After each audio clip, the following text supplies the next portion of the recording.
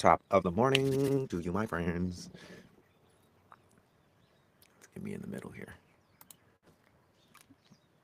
What's up, guys? How we doing? How's everyone feeling today? We're in a new transit. If you haven't seen already, we are in a transit of depth. Let me wipe that camera. The transit, the transit of depth. Which this is where my moon is actually. So as a reflector, I have, and as a human being, with my personality moon placement being in depth, I've always felt like I'm not deep enough or I'm underprepared. Which, when I learned that about myself, it made a lot of sense. Like, it really made a lot of sense because I had experienced that so much in my life, feeling underprepared or feeling like there was more work that I had to do to be an authority figure or to have success or to even start at all. And I would say it still shows up quite a bit, especially with my music and sharing my music. I feel like my songs are not mixed well enough or mastered well enough to be shared with the general public. And so it's still something that I wrestle with to this day, but it's not something that I'm looking to change. I'm not looking to force myself to try and feel more prepared when I'm actually not prepared, because one of the things I love about human design is that it shows you how something that you could perceive as a weakness can actually be a really powerful strength. And so, anyway, this is the current state of the sun right now. The sun is activating the 48th gate of the Rave Mandala, and this is the gate of depth. So if you're feeling underprepared, if you're feeling inadequate, if you're feeling like you're not good enough, or you need more depth, or you need to know the depth, or you're watching other people in this, know that this is a collective transit that we're all moving through. And it's something that is here to help highlight and contrast and reveal your relationship with depth, with the ability to sense the depth of something, and your ability also to trust your own inner authority. That's always what life is about. Is not, are you willing to go against the external authority and always do the hard thing, but are you paying attention to what your spleen wants? Are you paying attention to what your sacral response is responding to? Are you paying attention to your actual inner authority?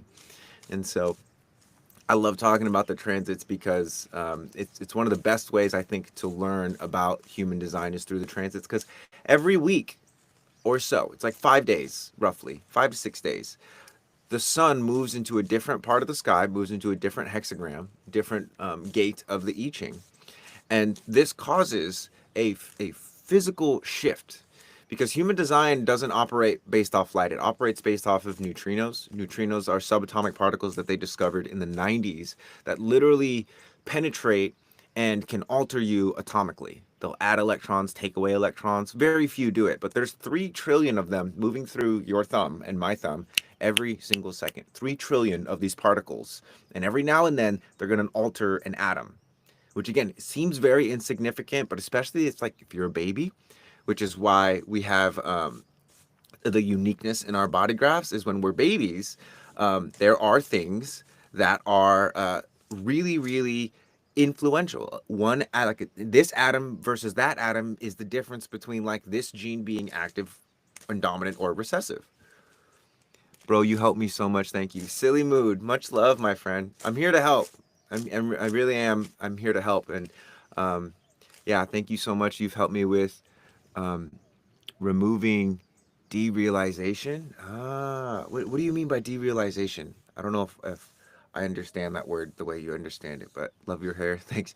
Yeah, guys, I'm just here to help. So if you have questions about your human design or anything at all, like what's the best way to meditate, I'm getting shitty sleep, I'll probably ask back some questions. But these lives are for two things: one, for me to help, and two, for me to hopefully invite you guys to the archive in a way to make you realize, like, oh, there's cool people doing really cool things, not like over intellectualizing human design, but actually like embodying it, and it's affordable. That's the second reason I'm here. First is to help you guys. Second is to find more of my family members that are out there that want to connect. So anyway, I felt that everything was fake around me and people weren't real. Oh, do you realize it? Ah, yeah, yeah. So do things feel more real for you now? That's very interesting. Not remembering my dreams. I'm a manifesting generator. So you want to remember your dreams more. Got it. Okay. One thing that's really helpful is to number one, go to sleep exhausted. Like do things right before bed that are satisfying, or like experiment with like maybe even doing push-ups or doing something so that when your head hits the pillow, it's like, whoa, that was like satisfying. And again, it doesn't mean it necessarily has to feel really good for you, but like get the sacral energy out, because when you're able to actually go to sleep with an empty sacral, empty in terms of like your fuel tank is empty, you can fill up more. Well, a great example of how this shows up in real life is like, everybody now, if you want to participate, please do it. Exhale all of your air. Hold your breath for a little bit. Exhale more of your air. Hold for a little bit. Exhale more of your air. Hold for a little bit. Now we're just going to let the inhale happen naturally. Hold it for as long as you can. This isn't about hitting a PR, holding it as long as you can. Just hold it for a while until naturally. The deepest inhale that you take is because you take really big exhales. But again, people tend to focus on the sleep quality rather than what you do right before sleep, and right before you wake up. If you want to remember your dreams, and this is the pro hack, especially as a manifesting generator or a generator, go to sleep exhausted, do something really satisfying before bed. In terms of like getting that sacral energy out. And then I would recommend getting a dream journal and having a dream journal right by your bed. And the first thing you do when you wake up is you log in that dream journal. For the first week, you might not remember anything. You might be like waking up, writing like, I'm frustrated that I can't remember my dreams. Do that for a week and you'll start to remember them. Also, if you're hitting the pendulum or you're engaging with the herbs, stop doing that, because it will literally steal your dreams. Stop doing that for a couple days and your dreams will start to come back. Not sure if you're into that kind of stuff. And not that I'm against it. It's just, again, if you're certain things that you want in life, certain things in the world will prevent you from having that stuff. So anyway, I'm trying to learn about the chakras. Chakras, the interesting thing about human design, chakras are a seven-centered system. And human design is a nine-centered system. And effectively, a nine-centered human being is more equipped to operate in the world that we have today, as opposed to a seven-centered human being. The difference between the seven-centered human being and the nine-centered human being is that the nine-centered human being has more autonomy. It's not as tribal. It's not as mental. Like, for instance, if your family kicks you out of the house, now you can go to a bunch of different places. You have a lot of different options. Prior, like, you can think about when chakras were like being developed, or the knowledge around chakras were being developed. India, right? Hindu Brahmins, there was a caste system. If your family exiled you, you could like go live in the wild and try to survive, but most of the time it was like a death sentence. And so the nine-centered being is, and not to say that it's useless to understand the chakras, but just understand that we have evolved since then, since that system was established. And the new system, and you're seeing it right now, you probably have, a lot more somatic therapists, or people that are doing sound healings, or people that are doing experiences like that are much more individual based rather than tribal based. Everyone is still trying to fight to belong when our bodies are literally designed to be different. And human design can help you with establishing what makes you different and where are you the same as others.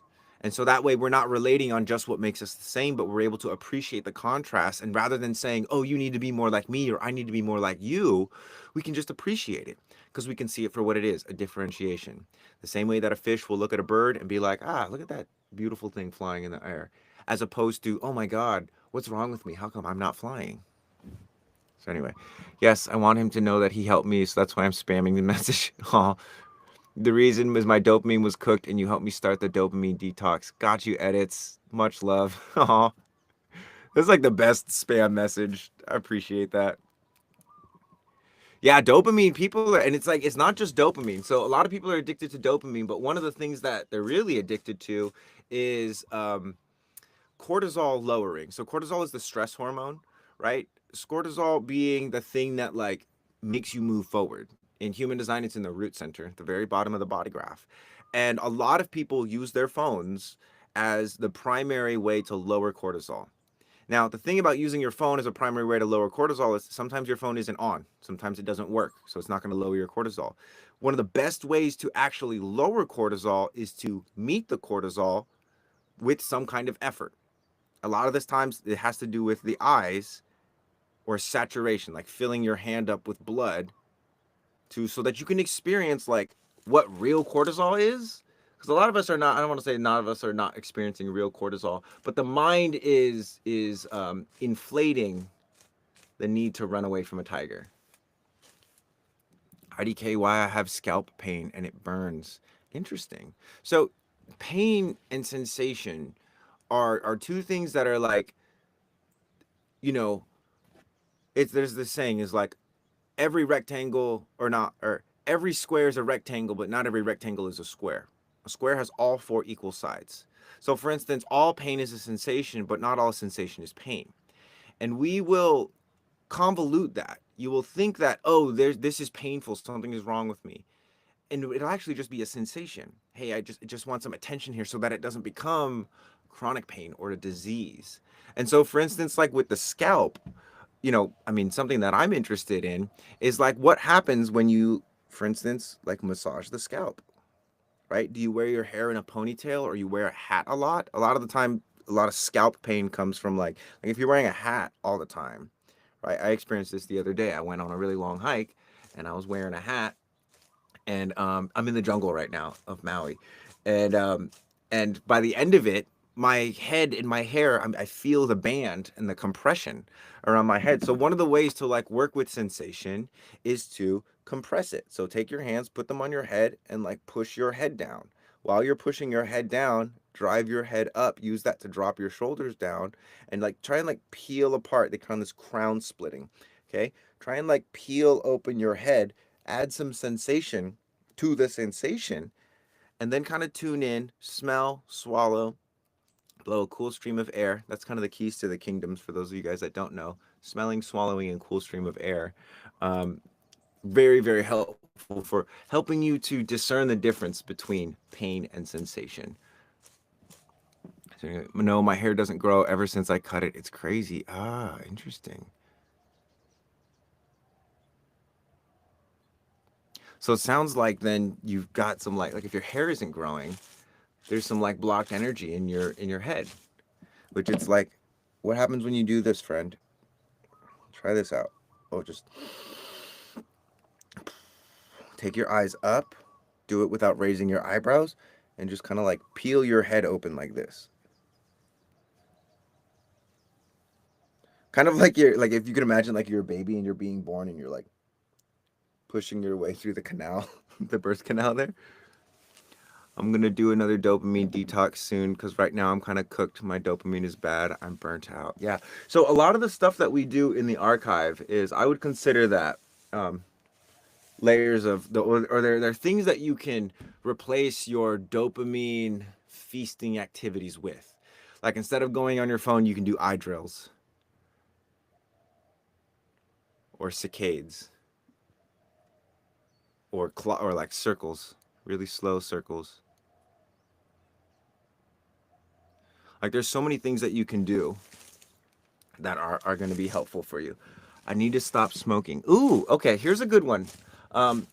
Every time you feel the urge to smoke, instead of going immediately to the smoking, do this. Suck your cheeks in, smell.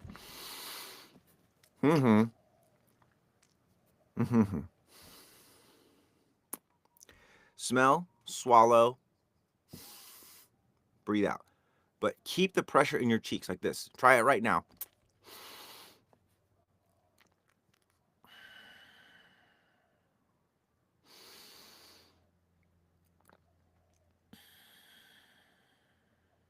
See if you can swallow without losing the pressure.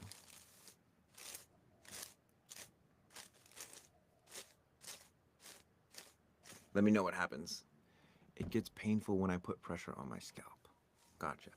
Again, this is all like data, sensory information. This is the same thing that the doctors are going to do. You know, it's like if you break your arm, they grab your arm and they're like, does it hurt when I do this? Does it hurt when I do that? And so the idea is that, you know, not that you're trying to fix the problem right away so much as you're looking to get context. So again, with this, right, you say there's a lot of pain, a lot of sensation. What happens when you go the other way? Grab your temples and try and like close this top window. Any tips for leg pain? I know it's some emotion that I haven't dealt with, but I still can't figure it out. So oftentimes pain shows up as a way of showing us that like something in the sequence of like movement or walking is sort of interrupting you. Edits, much love, my friend. Enjoy that dopamine detox. Do those eye drills. Have fun. I have to get an MRI. Yeah, and again, you know, I'm not against modern medicine. I'm against masking symptoms, which is one of the ways that modern medicine makes a lot of money. So, in terms of getting, you know, getting information and data on it, that might be the best way to do it. And also, again, I'm not against modern medicine. I'm just against people being taken advantage of. Tricks on energy boost. This one actually is very energizing for me. You know, like I'm really powerful inhales, etc. Alicia, hi. How doing? Are you gonna go see Sleep Token or what? Go see for me. What do you say about neurodivergent people? I feel like neurodivergent people, a lot of, and this is debatable, but a lot of the mental health disorders that we have, like the tests that they do, like there's no way to be 100% certain that it's a mental health disorder. Sometimes it's like mental, like neurological imbalances due to physiological imbalances.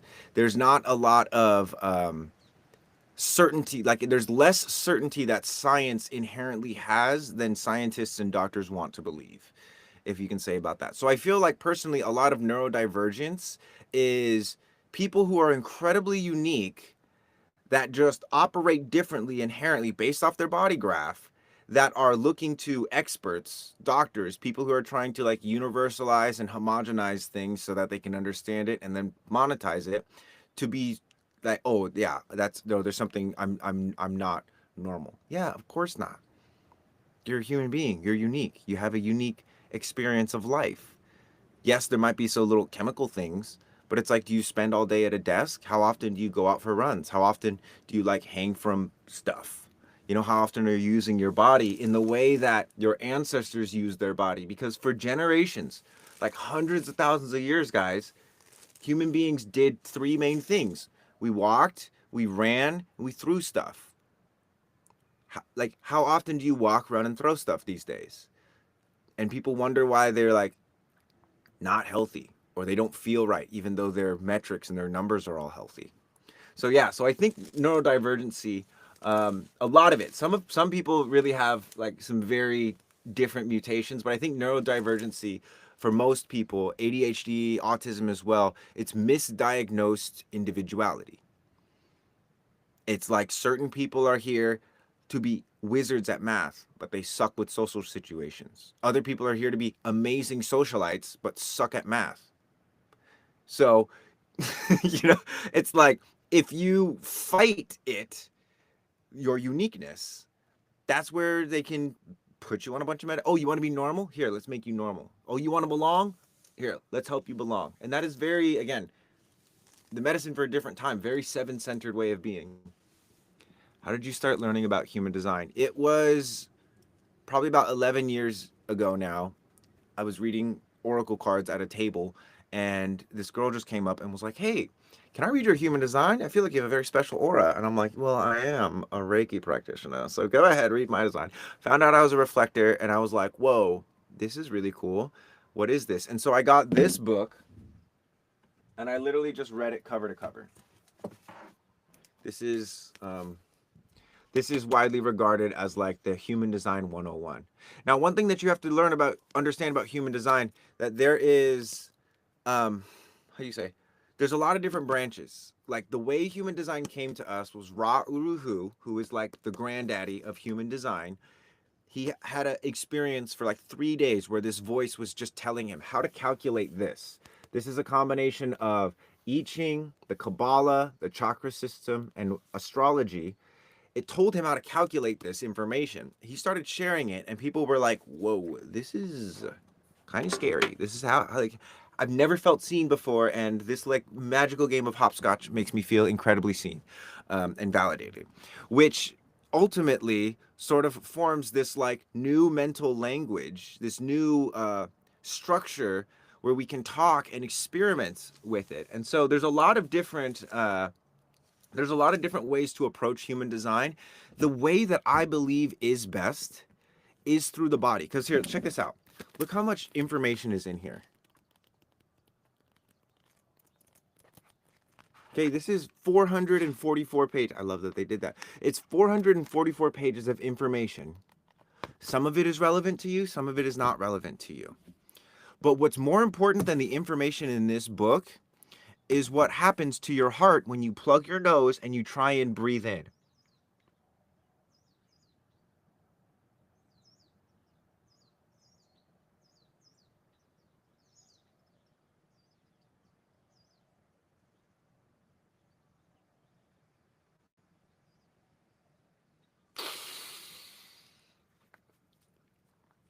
That was an invitation for you guys to do that with me.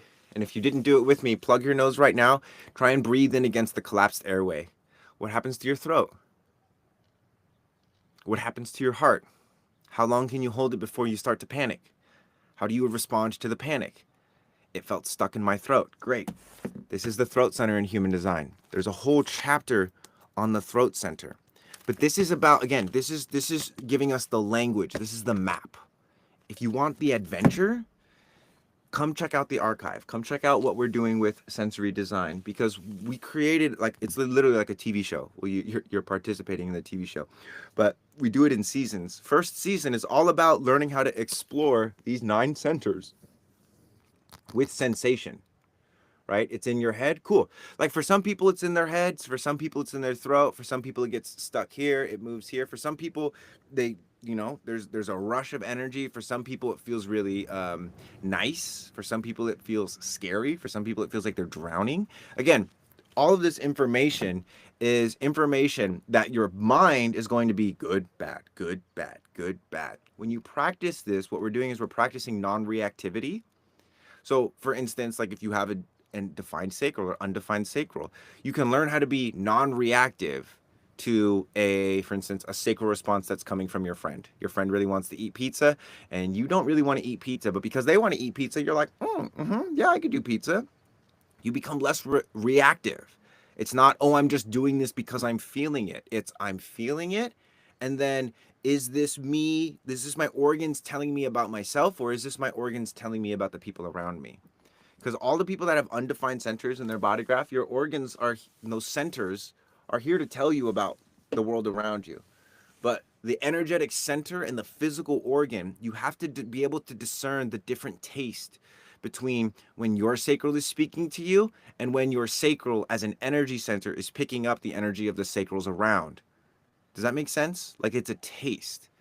It's in like the same way that it's like people, that are like master cheese snobs, right? They're like, oh, that's a Le Pont de Mouchon from 1872, and this one over here is an aged white cheddar from 2003. The reason they can tell the difference is because they've refined their senses. Now, this is an invitation for you. If you're seeing this, you don't want to learn human design. You want to embody your inherent energy. I'll say that again. You don't want to learn this. The reason you think you want to learn this is because you feel like it'll make you feel more at home in your body. If you think it'll make you love yourself more, you think it'll make you, it'll get you the job that you want or the relationship that you want. If you could just understand yourself, this is not going to make all that happen. The relationship you have with your body, that is what's going to change it. This will kind of like give you a map. But again, you have to go on the adventure. You have to find the X on the map. You have to dig the hole and dig up the treasure. All of my neurodivergent friends tell me I'm autistic. I'm like, no way, Jose, don't identify me. Yeah. I remember being in GATE, like the special, not special needs program, but the like advanced students. And I was like, what am I doing here? I'm dumb. I don't like math. I don't like all this academic stuff. It's funny how they like to label healthy as oh yeah, neurodiver or neurotypical just because you're not disembodied and numb. Yeah. Watch out for these labels, guys. Even human design, like watch out for the I'm a generator and blah blah blah blah blah. It's like, again, I've worked in human design for over 10 years and I've seen so many people who know everything in this book. They know it better than me. Well, debatable. They know everything in this book. They still have no idea how to get sacral signals through their brainstem. They don't. And anytime I would invite them to practice it, they're like, "Oh wow, this reminds me." Like they divert, they bypass, they go to, "Oh, have you seen this talk by Richard Rudd about this?" And I'm like, "No, that's not what I study. I'm studying me. I'm studying me, my body. And what's the same? Like when you plug your nose, first time I did that, I thought I was drowning. I thought I was panicking. Do you guys feel that? Am I wrong for feeling that? That's, again, working through the inertia. Yeah. For some reason, I feel like people in general don't take me seriously because the look of my hair. Well, do you take yourself seriously because of the look of your hair? Again, this is the thing, is like external authority matters, right? Like when people are symmetrically beautiful, like standard beauty, right? Like 500 years ago, a skinny girl with, a large chest and big lips, like that wasn't around. That wasn't the standard of beauty. Back in the day, a standard of beauty was like a little bit heavier, a little bit of the fupa going, like a well-fed woman. And the chest, it wasn't because like, oh, this is, sexy. It's because those are going to feed my babies. The hips, it wasn't because like, oh, big butt. It's because that's going to birth my children. So everything was much more rooted in biology and life, which is not to say we're in the wrong place now. But anyway, it's hard for me to practice proper breathing these days because I've been vaping. Ah, yes, intending to quit today. Couple that with taking pre-workout for my workouts, I feel like I can get a proper feel. Let's go. Any tips to cold turkey in that somatic nature? Great. Anytime you feel the need to hit the vape, instead, suck your cheeks in. Relax your face, right? Relax all this. Smell. Swallow. And then breathe out. And you can couple that with, which turns this into an eye drill.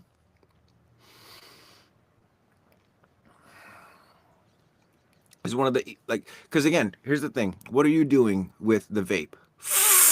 You're bringing something into your body. Why are you bringing that into your body? Because you need the nicotine or the cannabinoids or whatever it is. It's the mechanic. So instead of sucking on the vape or making your girlfriend your mommy, right? Because the first time we did this, guys, was the boob. Was getting milk as a baby, nutrition into the body. That's the first time we did this. So if you can replace that mechanic as an adult, instead of mommy, my girlfriend, mommy, the pen, the vape, whatever it is, you just suck on your cheeks. Swallow. Yeah. But it's no one's business anyway. Like for me, it's personal because I want to have good hair. Well, so, and then again, see, here's the thing. There's people with your reflection with yourself and the amount of value that you're putting into your hair potentially could be manifesting as the pain and the sensation as well. It's like you want people to take you seriously, but you don't think they can take you seriously because of your hair. And then it's just kind of like a self-fulfilling prophecy, right? And that's what the mind does. Mind doesn't care about your happiness. Mind wants to be right. Brain want to be right. Oh, I have to stay small in order for me to be right. Okay, I'm gonna find ways to keep myself small, and I'm gonna find people to look at and point the finger and say they don't take me seriously, and that's why I look this way, or that's why my hair isn't growing, or whatever. And it's not until you take like, oh, and I tell you, it is the hardest fucking thing. You have to take radical responsibility for everything that is going on with you, your health issues, your social situation, and it's so fucking hard because no one wants to believe, because it sucks. It's like, oh, I chose this, I did this to myself. You might not have chosen it consciously. You might have done it out of like survival, like a need to survive, right? As in believing, right as in others believing you're right, just right in general. Like you could have two people that think they're right that are having a debate, but they're not really having a debate. They're having a, I'm trying to convince you that I'm right. The difference between watching two people actually debate ideas and get somewhere of like, I understand you better, I see your perspective, and have empathy and actual progress, is when they've taught their brain. This is the thing, because the brain does this for a reason. The instinctual, the etymology of the brain's patterning recognition, right, is if things are different than how they used to be, that means I could be unalived. That means I could die, right? If this bush is in a different place or there's some alteration in it, like, so the people that had the ability to identify when something was different usually survived longer. So by way of mutation, the people who can identify that's different, but it needs to be the same because same means safe, same means survival, right? And but that's the thing, it's just a part of it. Now we're being fed so much nuance, so much difference stuff from all around the world. Our brain is like, wait, are we dying? Are we, is this safe? Like our body is safe, our body doesn't, is not getting any signals. Well, we have to create some sensation, we have to create some pain because we're being fed so much new stuff. This seems dangerous, but there's nothing dangerous. Let me hurt myself. So this goes really deep, guys. You're not going to learn this overnight, but that's why we created the archive. My partner Pasha and I, my best friend in the whole world, who knows this system probably better than me. He's helped people with their scoliosis. He's helped people who were going in to get surgery and now they don't need surgery. He's helped so many people on a physical level. He had the idea to like take this and attach it to exercises, and that's basically what the archive is. It's human design with exercises so that you can actually live your human design. Scoliosis, so for instance, this is the heart center, right? My buddy Pasha has an undefined heart, and so what was happening is his spine was literally running away from his heart because he thought he had to prove himself. It was running away from his heart. It caused him a lot of heart issues. And the doctors told him that because of his scoliosis, he had heart issues. And he goes, but what if it's my heart issues that are causing my scoliosis? Again, organs that don't want to associate with each other. All of your organs and your lungs, they feel like they're in a cramped one-bedroom apartment. And with the work that we're doing in sensory design, we give them their own rooms. And so that they can actually visit with each other and have conversations and enjoy living with each other. So anyway, me and my partner Pasha created a membership. It's only 37 bucks. 37 bucks a month or $333 for the whole year, which just for context, like a one-on-one session with me is like almost 300 bucks. So you could have an hour with me one time, or you could have a year in the archive. You're not going to have me for an hour, but I will be in the archive. If you ask questions in the archive, I'll probably answer those questions. And I also have a bunch of other members who are doing this work and are going to remind you and ask you questions like, where does that live in your body? How does that feel? And it's not like a become a certified somatic coach kind of thing. It's like a, hey, learn to explore your body like a child so that you can analyze that stuff like a scientist. Most people are exploring like a scientist, taking really tiny little baby steps, right? Not wanting to be wrong because they're driven by the mind. And then they're editing like children. Doesn't really work like that. That's Tyler the Creator that said that. Explore or create like a child, edit like a scientist. That's so funny. What do you wash your hair with? Water. That's it. I'm a water, and sometimes I'll use like a lavender shampoo or something, but most of the time it's just like water and brushing. Is there a place to find the QA replays of you and Pasha from the past few calls? I think we put them on. I think they're actually in the archive. I'm probably behind on that with the baby. I've just been super in baby mode, but I'll get better at that. Which we might start shifting that up. Past two calls we haven't done, but we might start shifting that up. So we'll see. I could see that my G center is open. I have scoliosis. Okay, Tamari. So like one of the greatest investments I would say, like if I had scoliosis right now and I was watching a live of me and me saying that like, hey, my partners fix people's scoliosis, and we have a membership, and we have these exercises that will like teach you not how to fix your scoliosis, but how to like actually get to the root of what causes your scoliosis, down to like the vibration of your bones and the communication between your organs and your brain.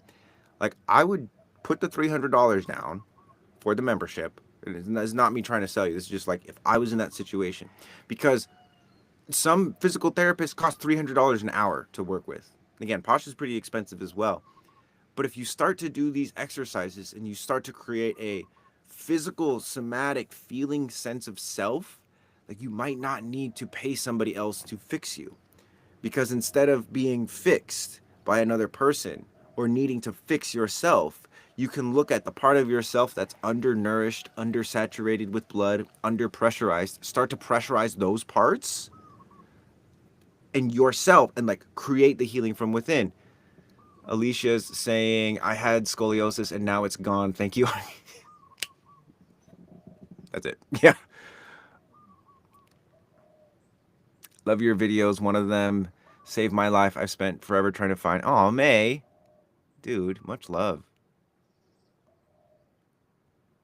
Much love, guys. Yeah. Any idea what video that might be? I know you're somatic healing, but I've spent 2 years looking. Oh. What happened in the video? I usually there's like a handful of videos that I make. Sacral calibration, the boredom video, maybe. Like it's okay to be bored. May I ask what you meant by skipping steps for manifesting generators? Yeah. So as a manifesting generators, one of the things that you're literally built for is like finding the shortcuts. And so, for instance, if there's a dance move, that like do a date, like learn a TikTok dance, and then change it up. Do the last move first. Do the first move last. Take the first half of it, put it at the end. Like get used to like mixing things up.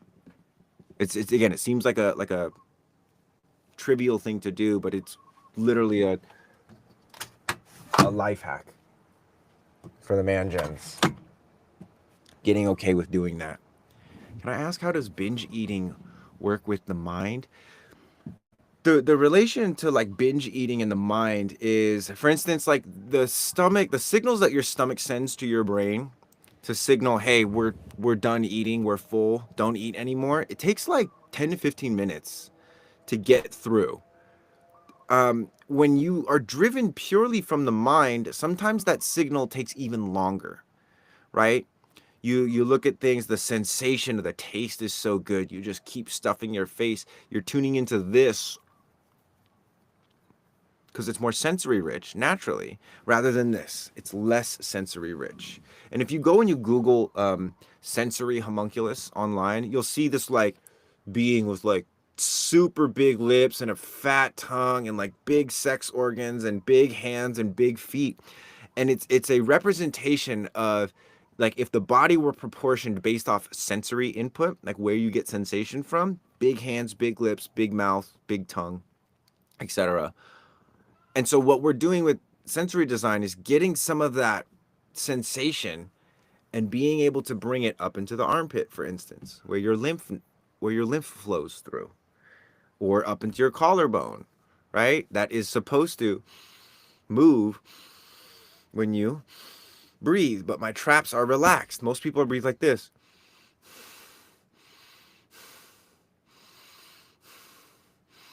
There's a difference between my lungs having the strength to inflate my ribs and my external muscles doing it for me. It's very subtle. Sometimes you can't even see the difference. There you can kind of see it. Versus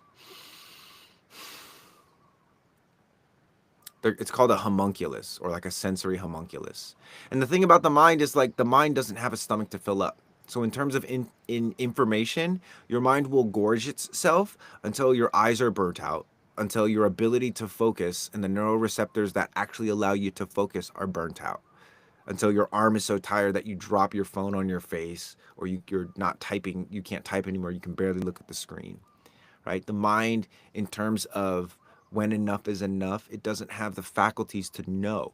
Your sacral knows when enough is enough, when you're satisfied and like, oh, I'm done. And you can think about it like, especially for like the perspective of men in sex, men want to last forever. in lovemaking. They think going hard and lasting forever is what all women want. Some women think that's what they want as well, but it's extreme. They don't know when enough is enough. So how are they able to enjoy what they have? That's it. They're not. They're focused on the performance. Did she get to where she wanted to go? Does she like me? And then they tie their worthiness to it. Well, if I'm not good in the bedroom, then, or they inflate it. They're like, oh, I'm the best in the bedroom, so I'm the best person alive. It's like, but you have shitty behavior and you don't treat women with respect or yourself with respect. So it's a whole freaking thing. What about the sixes as in profile have the future from 2027? So like what they're talking about there, 2027, for those of you that don't know, in terms of human design. By the way, guys, if you are enjoying this, please do me a favor, share the live. Like even just tapping the share button down there, it looks like we got like 3. If you guys could just tap the share button and just share it out to some friends, or even just like tap the share button, copy the link. That'll bring more people here. So hopefully this message can reach more people. More people can get in tune with their organs. Thank you guys. That's a lot. Let's go. Also, pro tip: if you want to give me likes, do me and yourself a favor. Don't do it with your thumbs or your index fingers, because that's just worsening this kind of like sympathetic nervous system fight or flight energy that we all are looking to get away from. Do it with your pinkies and your ring fingers. Right? This is the ulnar line. This is more peripheral, parasympathetic nervous system. This is sympathetic. So anytime you're doing this, grabbing, it's very like, and you can only do that for so long. We under train the parasympathetic. We under relax. This is why a lot of people have problems focusing, is because they don't know how to fully relax.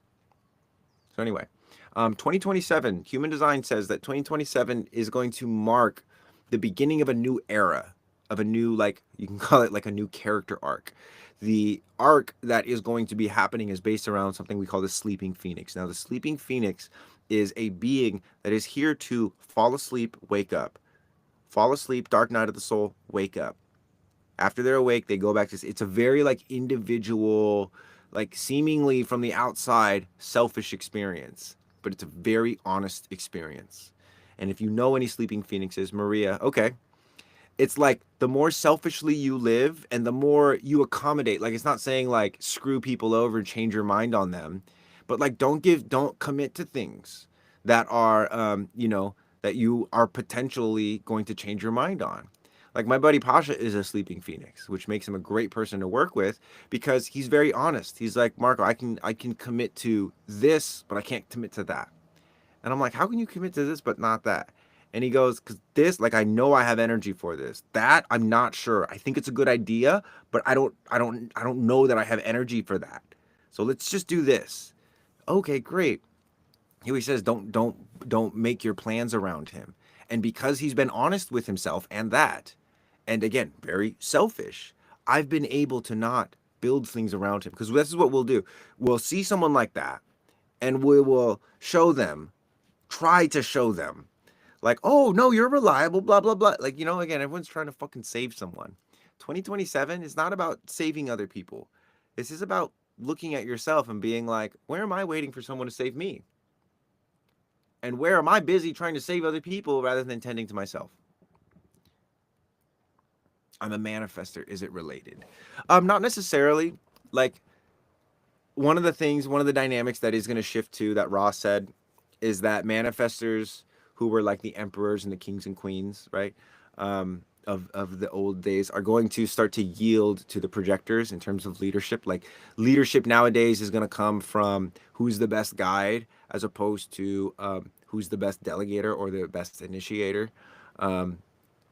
Sorry if you already said this. What is 2026 in human design? So 2026 is the last year of what we would call the cross of planning, which is about infrastructure, like government, welfare, all this stuff. Government takes care of you.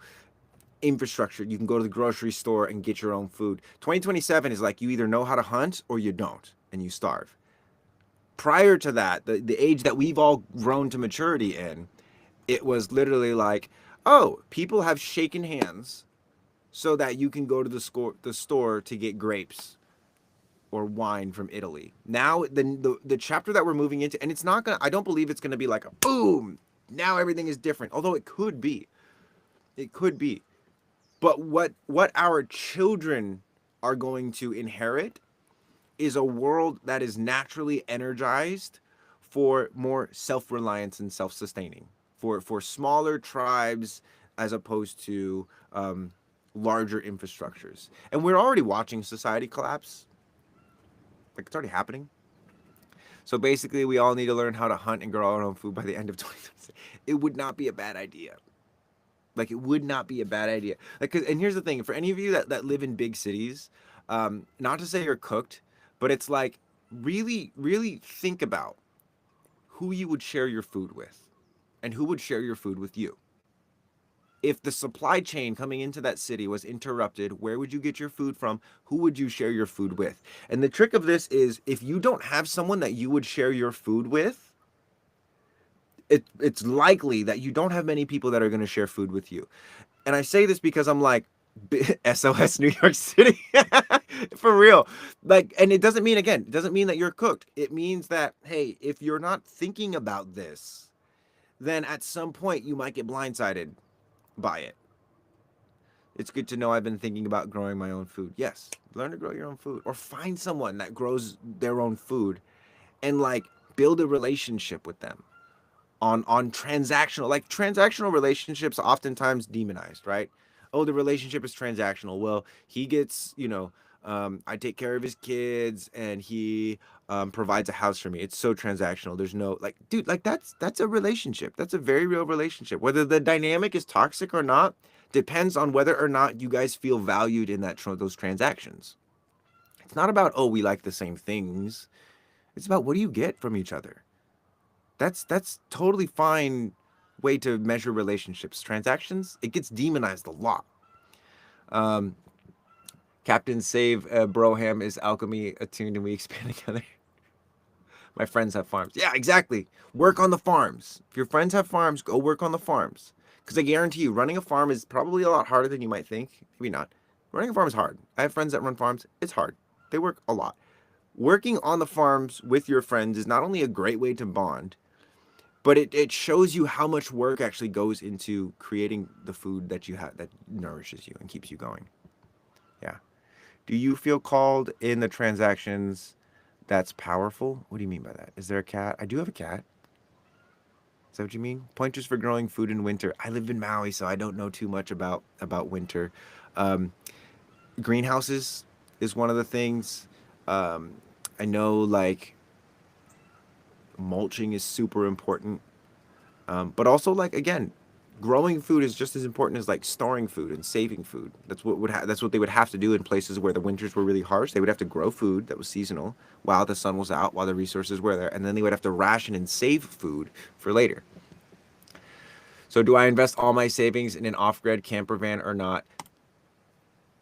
Dude, I did that and it was the best decision ever. Like, even if the world doesn't like fall apart, the fact that you will have an off-grid camper van, and because here's the thing about off-grid camper van, it doesn't solve all the problems. It just prevents you from running away from them. Like, when you have like a big home, you can like struggle with a job, having to pay rent, having to barely make food. When you're in a camper van and you haven't eaten for like 2-3 days and you're like, fuck, I gotta get some food, but I have no money. Like, you start to become more resourceful. You start to become, you learn, you're forced to face your inadequacy. And I'm just speaking from my own personal experience. It's a wonderful, wonderful experience. And if you haven't done it, like, be homeless in a van living down by a river, because if you do that for a year and a half or so, like, you will start to understand what life is really about. More so than, again, the infrastructure, all of the support that we have from the external world is not bad, but it becomes a crutch. Definitely. I hear a cat meowing. Is that your cat or am I hearing sounds? It might be my cat. I didn't hear him, but I do have a cat around here.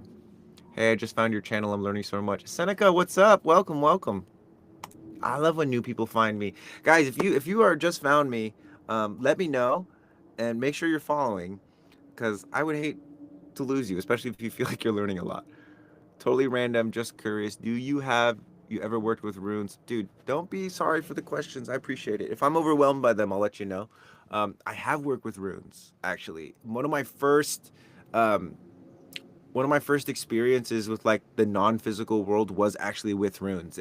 I didn't know what I was doing. I was like biting my tongue and like carving runes into like the sand or trees and like wiping my blood on them and doing all this crazy stuff. I actually sort of got haunted for a little bit, or what I would consider a haunting, and that got me into stopping the runes, which I don't think the runes are inherently evil. I was just doing it in a way where I was like harming myself to like make cool stuff happen.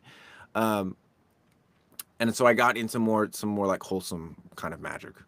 Um, yeah, but yes, I've worked with runes, and I think runes and symbols are powerful. The letters and stuff that we use today are basically runes, right? They're evolved versions of runes, um, and they cast spells, right? Like if you have a degree on the wall from a prestigious university, the mind says, "Oh, this person knows what they're like." If I had a degree up there from Harvard that said I studied psychology, some of you would be like, "Oh, this person knows what they're talking about."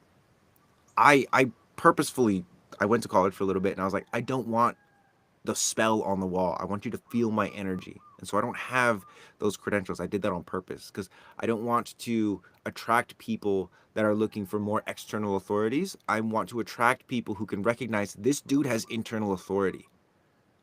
You could offer him a lot of money to do something, but if it's out of alignment with him, he's not going to do it. I want to attract people like that because that's what I think the world needs more of. We need more people that are internally aware of their authority and the external authority as well. Aware of the external authority, aware of the internal authority, and moving, keeping both in mind. Wholesome magic. Yeah, I started learning how to draw like magic circles. I started learning how to like bless my food more intentionally. A lot of, I mean, lot of different things. Like that's when I started. I mean, probably like 4 or 5 years later is when I actually got introduced to Reiki. So I actually got into like healing, like placing hands on the heart, on the neck, which again is something that like I've done it several times in this video. Plug your nose. Use this to soothe yourself when you start to hit panic. Use this to soothe yourself when you start to panic. If there's pressure building up in your wrist, hold your wrist. Like if you have wrist pain, by the way, guys, I don't know if you know this, but spend 2 minutes, put a timer on your phone, spend 2 minutes and slowly squeeze your wrist and then relax. Slowly squeeze and relax. Do that for 2 minutes, your wrist will feel better. The body has the ability to heal itself. Our job as the drivers of the body is to make sure that things don't get in the way or interrupt the healing process. Like, how many of you guys like picking scabs? Just put scabs in the chat if you do. Toxic is not okay for empaths, but if Maui was supporting my location, I would be Zen 24/7. Born on the Black Sea, Odessa, 1985. Just found you too. Runes or roots? I was talking about runes. Roots, though, too. Yeah, Maui is wonderfully supportive. And it's like I've gone to cities since I've been living on Maui, and a lot of my practices that are available, like I have all the stuff I'm talking about, it's like available in the archive. It's a paid membership. It's only 37 bucks a month or 333 for the year. It's a paid membership where you can go and you can learn all this stuff that I'm talking about. Um, in your program, what we will learn, I am new. So primarily, like your introduction to the program with sensory design is about pressure. It's about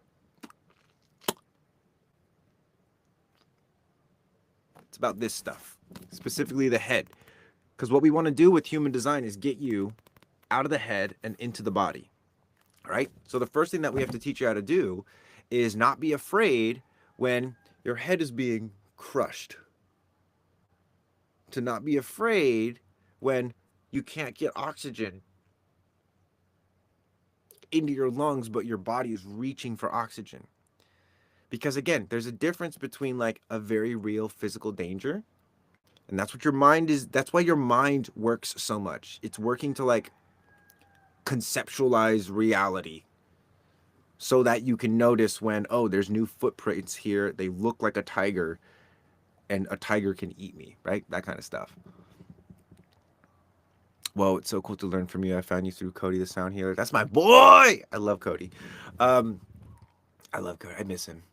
I've been meaning to have a conversation with him. He's one of those friends that I'm just like out there, just like doing the light work. Like, yes, yes, yes. Keep going. We've touched base a couple times. We met through TikTok as well, and yeah, please come learn from me. Like, come join the archive is what I would say. Come learn from me. It's like it's much more effective. Like you get a lot more bang for your buck if you're just in the archive and you just actively participate. Like go in there every day, check, post every day if you want. Not everyone posts. Most people don't post every day, but there are some people that are more active than others. The more you put into it, the more you do the exercises and the training, the more you can, yes, learn from me, but what's more importantly is the more you can actually learn from your own body. And instead of having to put this into your brain, you can actually just like bring yourself online. Hi, Marco, Cody, Joshua, you were talking about. Oh, Cody the sound healer. Yes, Jacob, what's up, my bro? Healing trauma, PTSD. Much people are anxious, and yes, vibes up. Yep, just blast it out your lives to as much as possible. Thank you. Is it I or L? Either way, thank you. Appreciate you. Can we learn or understand Reiki? So I am building a Reiki course in there. One thing about Reiki that you guys got to understand is like the Reiki that we have in the West is a bastardized version of Reiki. It's a commodified version of Reiki. And not to say that it's not a good version. What I'm just saying is that like you're alive right now because you have Reiki moving through you. The practice of Reiki, which I do have a course on Reiki in my membership, the same membership that all this sensory stuff is in, so it just made it super easy. Just one fee, and you get everything. Um, your blood moving through your veins, your heart pulsing, your spleen scanning your blood. Every time you take a step, your lymph moving from your lower extremities up and cycling. All of this is Reiki. Every time you take a breath, every time you're grateful for your food, that's all Reiki. Reiki means universal life force energy. And so the beauty of learning Reiki is literally just spending, and if you join and you see my course, is spending like 10 minutes a day feeling that. That will make it more real. That will give you the actual practical tools to work with other people in a professional setting. Like there's this whole thing around like learning proper techniques and symbols and all that stuff. And it's not that that's wrong. It's just that being invited to a lineage is different than having the power to heal yourself and others. You don't need to be a part of a lineage to access that power, is what I'm saying. And it's funny because I could make a lot more money if I said, pay me $1,000 and I'll initiate you into my lineage. I'll put your name on, my list and vouch for you. I'm not into that. Like I said, I'm like anti-degrees because I'd much rather your authority be based in merit and resonance than certification. And that's just me. Not that it's bad. That's just me. Jacob, I love his music. He kind of inspired me to start your Reiki course. Yeah, let's go. These healing energies are beautiful. So true. I feel way more since Reiki. Yeah, and it's like sensory design, Reiki. Like you guys are already, if you're here especially, like you're in it. The invitation and the excitement is like, how can you get deeper in it? How can you summon more safety in situations where there's more unknown? I just saw your 10 minutes of boredom video. It really helped. Thank you. Yeah, exactly. And a lot of this, again, and this is so funny because when it comes to monetizing healing, right? I think there's a good way. I think there's a right way to do it. I'm doing my best to do it in the right way, where I'm not overcharging for stuff that is inherently free. Because the thing that you are paying for is I spent like 15 years almost now. 14? 13 years now. Since 2012. Damn. Time flies. Since 2012, I've been like looking through all of the stuff. Kundalini yoga, medicine retreats, yoga retreats, men's healing circles, somatic work, functional pad. I've looked through so much shit. And I have distilled what I believe is the best stuff of the best. Proper meditation techniques. And I just put it in one place. And I'm like, hey, help me feed my family and pay my rent, and you can have access to all of this. That's kind of my vibe. Question, do you think First Nation peoples actually incorporated physical healing in their culture, like tribal dancing and their instruments and Aboriginals? I would say that First Nation peoples, Native peoples, Indigenous peoples, I would say a lot, they didn't necessarily need to They didn't have as many like dysfunctions as we do in the modern day, because they didn't have as many things to stimulate the part of themselves, the brain, that takes them outside of their body. All of the dancing, all of the, the hunting, the instruments and stuff like that, like that was their way of passing the time. Now, because literally you can spend an entire day, I think they're calling it bed rotting. It's a new Gen Z thing where literally the person just stays in bed all day and just swipes. Like, look how much movement is happening here.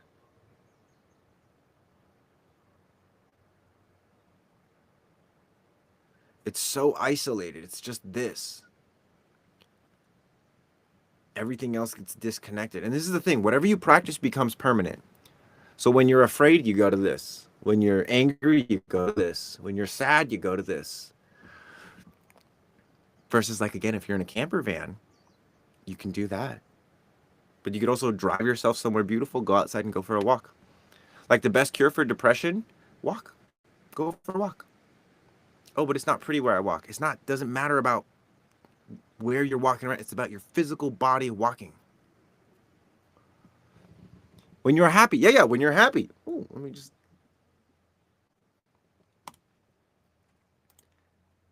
Wayne Dyer. Love Wayne Dyer. Love tribal dance. It was a language how they spent time together. Yeah. And they were like, again, first peoples, and not that they were better than us. Like, if you put a first, like, an indigenous person in today's society, they would have no idea how to function. And by first peoples, another way to look at it is a seven-centered person. Someone that, like, their tribe was everything. That's another thing about the indigenous peoples. It's like their tribal way was everything. And yes, they had problems. They had problems with one person being like, oh, that is, that guy over there, he's a little strange. He doesn't really fit in with the rest of the crowd. That's typically when the medicine man would come, or the medicine woman would come and be like, this kid is mine. Like, I'm going to teach this one the weirding ways. He's going to be a little bit different than everyone else, but he's going to help. He's going to be able to know, like, oh, that person's having nightmares. Oh, we need to feed him this root. That type of stuff. So there's people, again, and going back to the neurodivergence thing, there are people who were neurodivergent. That's existed for a long time. And they say that there's more neurodivergent in autism and ADHD because we're better at tracking it. Yes, we're better at identifying it. We're not better at utilizing it. We're better at making things more accommodating for them rather than using their superpowers to enhance society.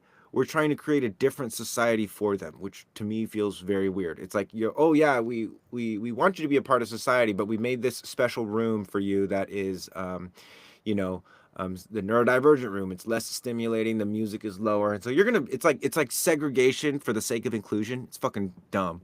Anyway, thoughts on long hair enhancing the sixth sense? All squares are rectangles, but not all rectangles are squares. There's plenty of people that use long, beautiful hair as a fucking trick. Like, a lot of guys have long, beautiful hair, long dreadlocks, because they want to appear spiritual, because they want to sleep with hot, spiritually inclined women.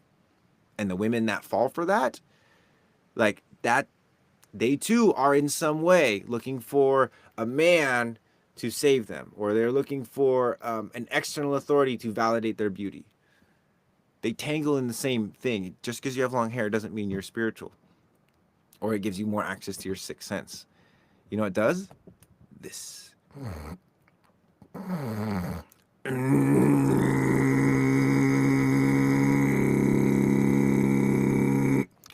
Practicing that. For most people, if you do that, you'll be like, ow, that hurts. I can't do that. So I'm not going to do that. Like, okay, yeah, that's how you do it. You have to be willing to embarrass yourself. Exactly. And I know my hair, I take care of it too. Like, I started this live by brushing it. And guys, I'm not perfect. Like, I went on a hike on Monday and I hadn't brushed my hair since then. And I was like, well, I got to brush my hair. It's going to take a while. I miss my lives. Miss my people. So we 2-for-1 it. But yeah, spiritual long hair. I would say the thing about long hair that actually makes you spiritual is the investment that you have to make into taking care of it. because it's like also monks will shave their head so that they can feel the wind. I don't feel the wind as much on my scalp, but I see it reflected in my hair. I know that I'm going to have to braid it and build some dexterity in my fingers if I want to keep it good. Sorry, I just had to verify my identity as a human being. Third eye throat singing, it's making me jelly. Yeah, I just outed? What does that mean? What's your big goal in all this? My big goal primarily is to like live a life that inspires people to like really live. That's my goal. I feel like by directly sharing and universalizing my mistakes in terms of like what I've done, what I thought about doing, what happened, that I could help people in a way that I'm just inspiring you. Like this is don't trust me. Don't trust me. Listen to me. Listen to me and see for yourself. That's all I'm asking. Don't please be less trusting of me. Because there's so many people out there that are saying, trust me, trust me, trust me, trust me, trust me. And they'll get you to trust them. And their shit won't invite you to look at things for yourself. But because you trust them, you'll buy this program and that program. That's it. What I want to sell you on is that everything that I do in my paid memberships, like I do accept money, I do have products, I do have services. Those are deeper invitations to show you the value that's inside of you. Right? We're working with a massive scarcity complex. Everyone feels like there's not enough. And the reality is, the way that we're living right now in society, there isn't enough. Because certain people have too much. Because they don't know when enough is enough. Because they operate using a mental framework that is, not only is it numb to other people's needs, it's numb to their own real needs. And so, yeah, that's my ultimate goal.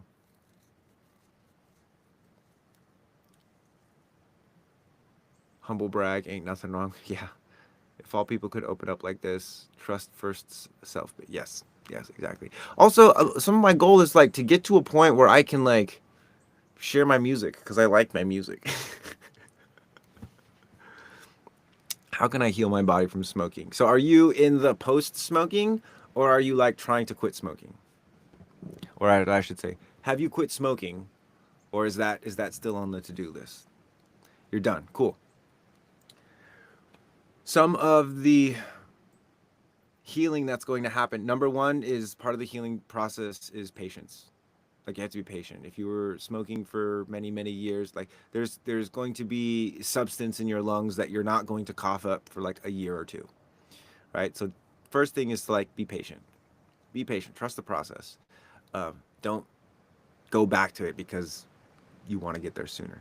Second thing is to replace the mechanism. I mentioned this before. I don't know if you were here for this, David, but replace the mechanism of with something, and that can literally just be it. So when you feel the urge, do a dry pull like that, or make sure that this doesn't become suckling on a woman, because the mechanic of is breastfeeding. So find a way to nourish yourself when you get the urge. Learn to find satisfaction in this mechanic. And if you look at a bird, you'll notice that when it goes, its butthole moves too. So when you can connect this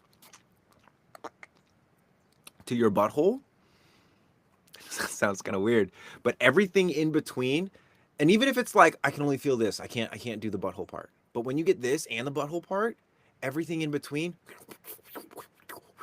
you can start to get all the stuff out. But again, don't be in a rush to get it out. Because you being a smoker for however long you were a smoker, like that wasn't an accident, that wasn't a waste of time. Okay? The power that you have to generate in order to get everything out of your system that is no longer helping you, that is important for you to develop. The struggle is important. The obstruction is important for you to have in your life. Otherwise, it wouldn't be there. So people tuning in are just like, what are you talking about? We're talking about the what's it called? The getting off smoking. I'm from Germany. Welcome. We're talking about using the mechanic of breastfeeding, which is the same mechanic that you use to, and the same mechanic that you use to eat. We're talking about using that mechanic as a way of helping the healing process along.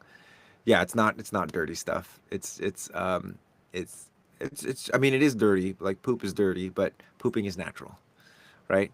Like, yeah, pooping is natural. So, okay, I've been dying to ask someone this. I was raised in a church, but went my own way. At this stage in life, some stuff in scripture suddenly is making sense. What's your take on scripture? Don't apologize. I love the deep questions. I believe that a lot of the Bible, parts of the Bible, are very integral and very true.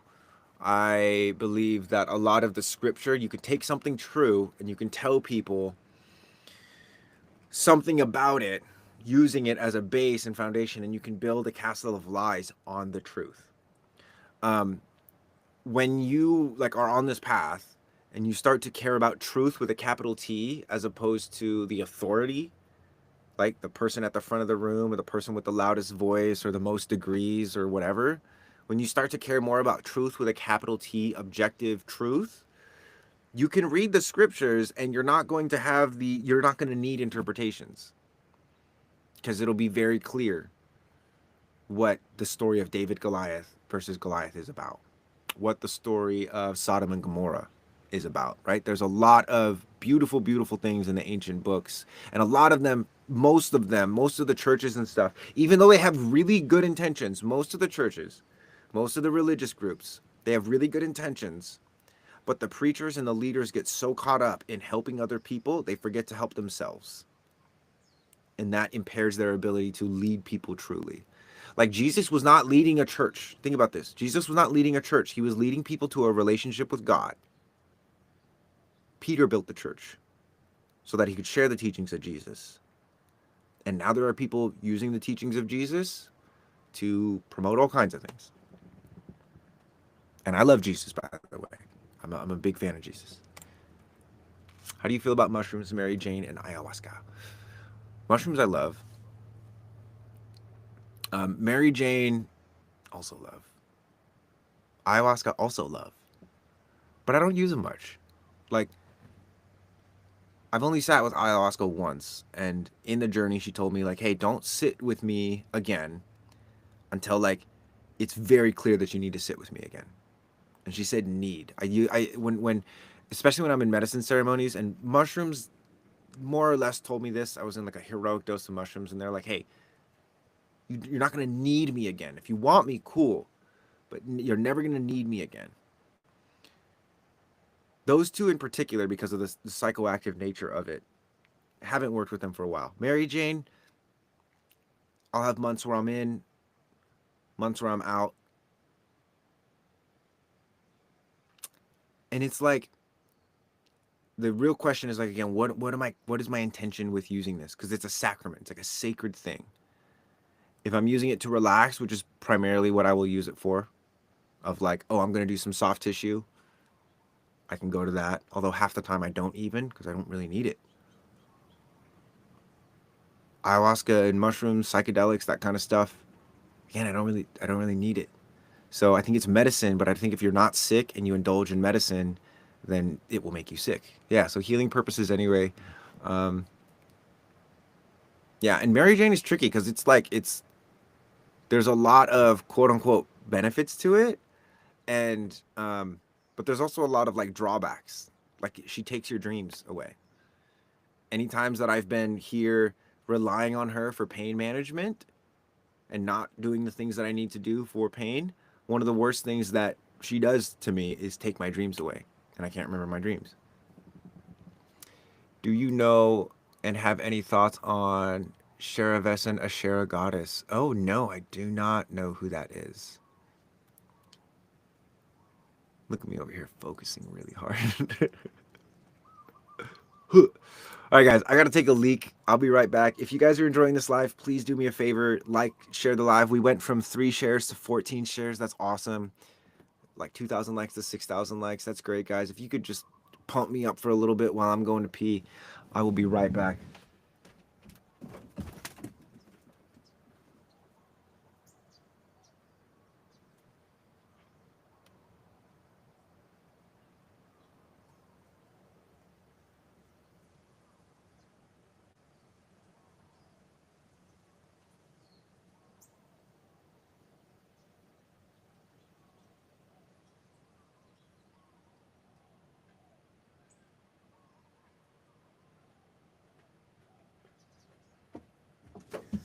And for those of you wondering if I just literally pee outside, yes, I poop outside as well. I saw some doctors say that MJ usage is bad and can cause heart attack. What's your take on that? I think, yeah, probably.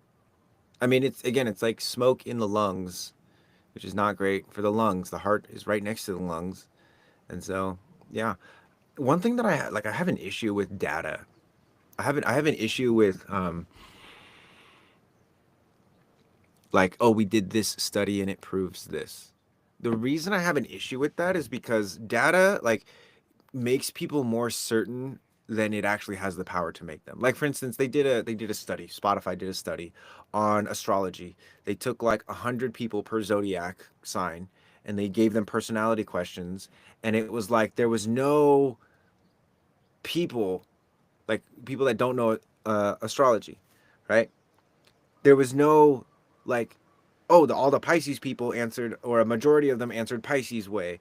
Capricorn people answered like Capricorns. There was none of that, and they were like conclusively like astrology doesn't actually have any clout because we did this test. We have the data, but it's like, and this one single data point throws everything off. How many of those people, when put under pressure to either make a decision that's healthy for them but would exclude them from the rest of society, how many people would make that decision? Meaning, how many people are brave enough in that group? How many people are brave enough to actually be themselves versus how many are succumb to social pressure? If we're looking at the data, like 98% of people just succumb to social pressure. Meaning, if all the other people are saying 2 plus 2 equals 5, then they're going to say, yeah, 2 plus 2 equals 5. They'll be suspicious about it, but they will make that decision. And so when it comes to like a study like that, right? And I don't know the study about MJ and heart disease, but it's like maybe the reason MJ and heart disease are linked is because when people are elevated, they like to eat crappier food, or it's late night, so they eat crappier food. So again, it's like the data that is being gathered oftentimes, like there's no way to be completely 100% certain this is the correlation. You guys hear what I'm saying? Like there's so much emphasis on being certain, having stats and data, and I'm not saying that's bad. The pursuit of it is great, but when you say this is a certainty, this is truth with an absolute absolute truth, until it's not, like that's how you get situations where they're like, oh, lead-based paint is healthy. We did studies and it's healthy, or it's safe. And then someone came along, gathered more data, and was like, actually, lead in your paint fucking will kill you. So I'm not saying we should discount science. I'm saying we shouldn't give up the pursuit scientifically for answers because we are certain about something or because there's data points. Like the game isn't over just because you conduct a study saying that, oh yeah, us cutting down this rainforest isn't gonna harm the planet overall. Like, bro, the fuck? You can also like pay for studies.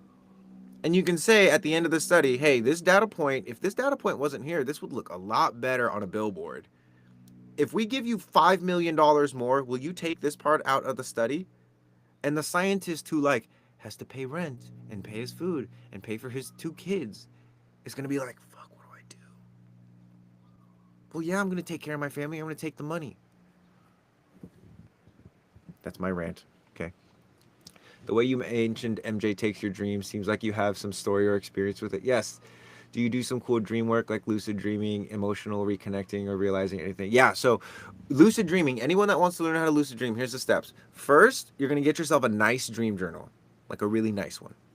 Okay? Something that like you'd feel cool writing in.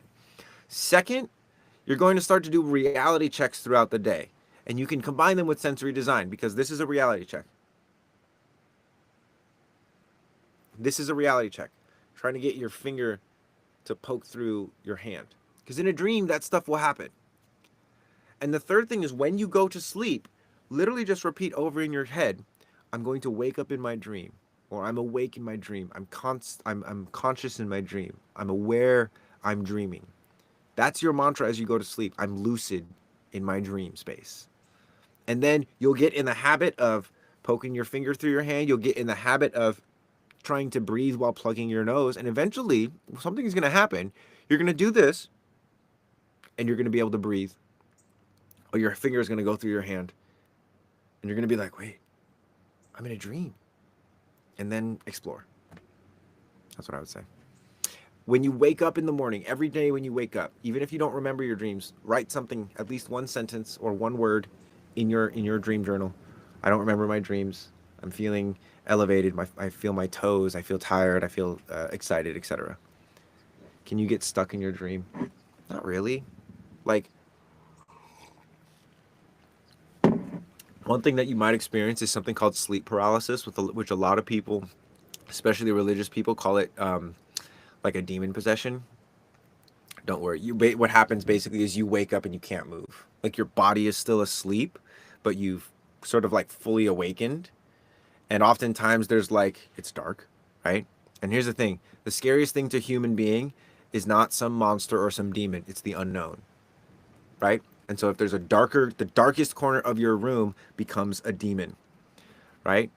All you have to do if you wake up in sleep paralysis is smell, swallow, blow a cool stream of air. If you can reclaim that, you can get back into your body and you'll be fine. And you will have overcome what has scared a lot of people away from being aware. And this is the same thing. It's like so many people wake up from the matrix, right? And they're like, oh my God, oh my God, oh my God, let me go back to sleep. Why? Because they can't handle it. Why can't they handle it? Because they don't train for it. You have to, like, if you want all these superpowers and spiritual shit, you have to fucking train for it. I hate sleep paralysis. I feel a crushing pain. So if you're afraid of sleep paralysis, if you've had this happen before, one thing that you will want to experience in a waking state, not a accidentally waking up in sleep, get a sandbag or get a heavy rock and sit under it and let it crush you. It's called deep pressure therapy. And it will teach you how to be less afraid of that crushing feeling. Because if you weigh 150 pounds and you put 100 pounds on your chest, and you lay there for 20 minutes trying to like prevent yourself from being absolutely crushed by it, you will become stronger. You'll become more resilient. You'll be less afraid of being crushed. Wow. Love this out of nowhere tutorial. Got you, Jacob. You're my boy, bro. You asked the best questions. And yeah, I have had experiences with sleep paralysis. I've had experiences with like, I'll be in a dream and I'll be like, I don't like this dream. I'm going to like whip up a new one and I'll literally like jump, smash through the floor, and I'm in a totally different dream. I've had experiences where I'm like running from a giant fucking clown robot and I turn around and I'm like, I'm in a dream. And then the clown turns into like a bunny and just starts hopping away. I've had dreams where I'm running away from the same clown robot. I realize I'm in a dream and I'm like, this is actually kind of fun. Let me just keep running. Oh my God. And then more start coming up like, oh my God, oh shit. Like the dream realm is like a playground. Not to say it's not sacred and spiritual, but it is a fucking playground. And if you have confidence and capacity in your body, same thing as this world. Like the world is either a playground or a prison, depending on your ability to navigate it. Someone that is 30 pounds overweight, to them, a rock climbing wall is a big obstacle. To me, it's fucking fun. Why? Because I train that shit. So you just gotta train it up a little bit more. I love building new dreams and dreams. Yeah, super fun. I vote playground. Yeah. And so here's the thing is you vote playground or prison cell with the way that you take care of your body, the way that you train, the way that you move your body. Because a lot of people, like especially with ladies, they're like, "Oh, I'm into training." I'm like, "What do you do?" They're like squats, lunge squats, farmer carries, deadlifts, sumo squats. Like they're just training their ass. Like, well, why don't you train your arms ever? I'm like, well, I don't want big arms. I'm like, you don't just get big arms by accident, you know? Why don't you train your scapula? You have neck pain. Why don't you train your pelvic floor? Why don't you train the fucking things that keep you alive? Why don't you train your heart? I don't like cardio. Most people are afraid of cardio because they're afraid of their own effort, and their heart doesn't know what to do when the lungs are breathing that fast. They think they're being attacked. Do you ever do darkness retreats? I was actually just in a cave up on the top of the crater here, and that was something that I wanted to do. I've done small kind darkness retreats, or like just being outside and sleeping outside. I've never done like multiple day darkness retreats. And again, not that I'm against it. I just haven't necessarily felt called, or I'm also a dad, so being in darkness for 2 3 days at this point. Again, like there's nothing where I'm like I have an issue and I need a medicine, or I need a retreat, or I need an experience to solve this issue. And I'm not saying I'm perfect. Me and my partner have altercations. We're upset. Sometimes we're emotional. But it's not like there's like this repeating fucking thing that it's like I need to figure this shit out. So anyway, hey, I don't want to interrupt. I'm joining, but how often do you go live? So I go live. I used to have a regular schedule. Nowadays, I'm random. Whenever I can get some time to work and I've got the energy to go live, I'll go live. So I'm sorry I don't have a regular schedule, but I think you might be able to turn on notifications. I think if that's a thing. I go live all over too. So like YouTube, Instagram. I go live in the archive. Like I have a special chat for the archive. One of the added benefits in the archive is if you are a member of the archive and you're in the studio, the archive studio, I will actually, and you have questions about your body graph, we ask you to post your body graph in the body graph channel, so that I can actually go look at your body. Like micro readings are available for archive members basically until it becomes too much, but it's not. So, and also a lot of people in the archive, you know, that have been in the archive for a while. Again, it's not so much of an obsession with their human design anymore.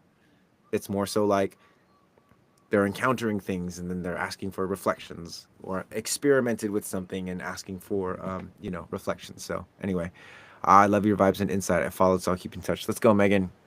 Happy to have you here. I need to work out more. So check this out. I did this with my partner today, and she was like really she really didn't want to do it. Oh my god, yes, sometimes I almost get like panic attacks because of cardio. Yeah. The lives are posted on YouTube. Yeah, they get saved there. Reikimarco is where the lives are on YouTube. But check this out. I want you to take your hand. I'm just gonna stand up so you can see. And I'm doing the same thing with the other hand, okay? You're gonna take your hand, and I want you to inflate the fingertips like you're trying to palm a basketball. And then you're going to take your hand and just put it into a little bit of extension there. Right? Whoop, extending. And what I'm doing is I'm imagining if there's like a mouth here, and I'm wanting to open this mouth as much as I can. I'm doing the same thing with the other hand here. Okay? And just put your elbows next to your ribs, pin them to your ribs, and squeeze your ribs. Now, when you breathe out, don't let your ribs, you see the ribs are expanding? Don't let the ribs expand. Keep the ribs tight. And put that pressure, instead of going outward, put it on your heart. And see if you can get more blood into the tips of your fingers, like you're shooting fucking laser beams out of your palms. And just hold it. It's uncomfortable for a lot of people. Again, this is effort. You have to put effort into this. Smell, swallow, blow a cool stream of air like you're blowing out birthday candles. Flex your biceps. Use that flexing of your biceps to draw your shoulders back. You can envision there's a ball right in here that you're trying to bite onto the ball. Opening up the mouth in the palms. Effort, effort, effort. Build up heat. If you're feeling that panicky sensation, swallow. Look up with the eyes, look into the top right corner, or look into the top left corner, or look up in the center. Smell, swallow, blow a cool stream of air. Feel the heat building up. Feel the discomfort. Feel the part of you that's like, oh, I want to stop this right now. This is too much. I can't handle this. Swallow. Cool stream of air. Like, prove your mind wrong. Your mind is not going to let go of control of your life if it doesn't trust your body to be able to handle it. You have to show your mind that your body can handle it, and only then will the mind let go and let you live. Okay, now we're going to do 3 together, okay? Smell, swallow, blow a cool stream of air. Put more effort into the hands, make the hands bigger, open the mouth more. Bite in the elbows, bite in the armpits more. Smell, swallow, cool stream of air. More effort, compress, compress. More effort, more heat, more energy. What that? Smell, swallow. As you do the cool stream of air, slowly release the effort.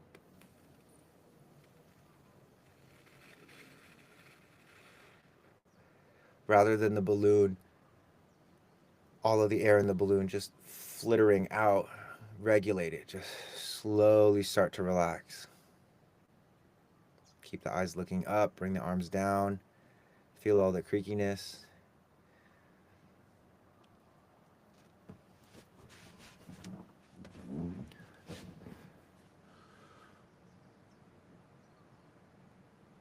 And feel free to close your eyes for a second, smell a little more, swallow a little more, and just kind of like feel what's happening in your body.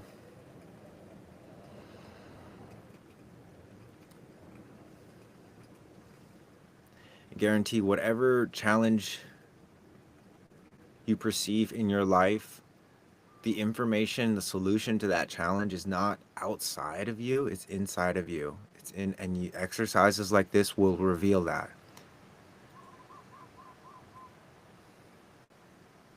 Coming up against your edge, microdosing the fear, microdosing effort, so that you can cultivate a sense of safety inside you that is actually inside you. You don't need an emotional support animal. You don't need a shoulder to cry on. You have shoulders. Learn how to use them. You don't need support from other people. You have your skeleton. You have your muscles. Learn how to use that. Feel free to open your eyes. Come back to the screen if you want. Or if you're feeling like, oh, I should go outside and do something, I'm not going to be upset that you do that.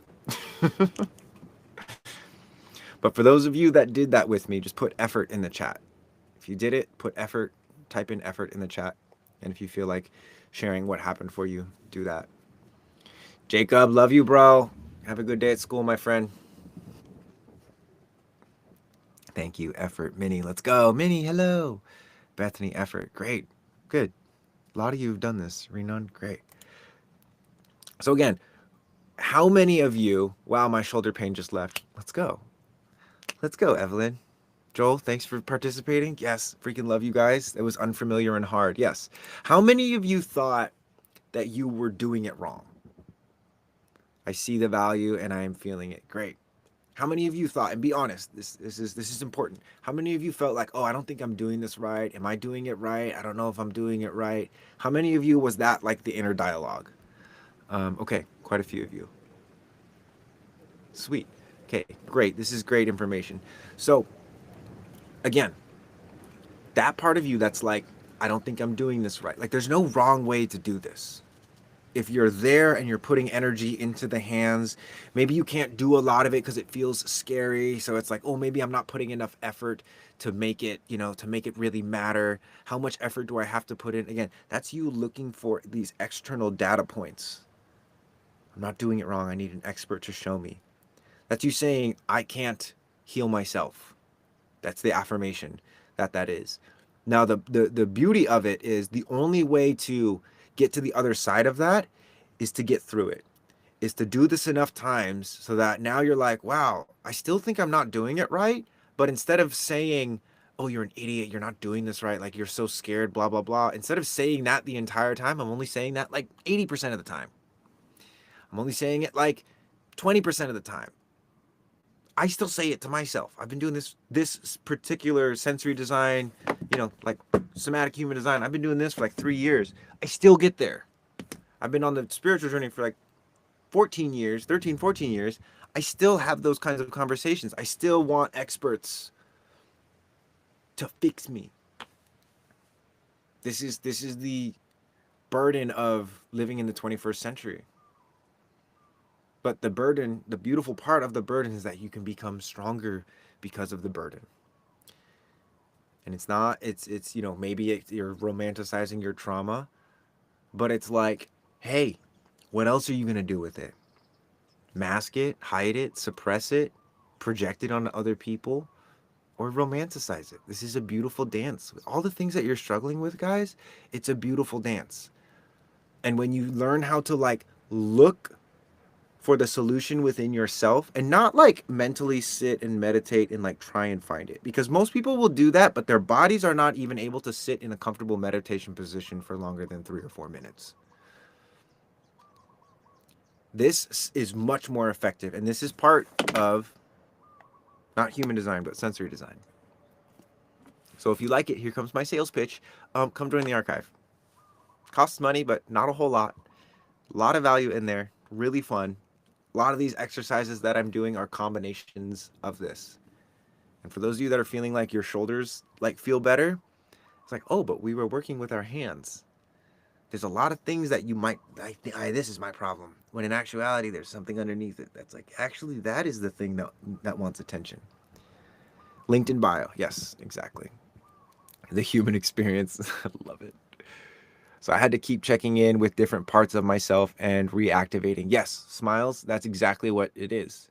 Can you say something about energetic protection? Totally. Yeah. I feel my shoulders are always hunched forward no matter how hard I try. So Megan, check this out. When you do this, right, filling up the hands with blood, specifically, a lot of people think the bicep just does this.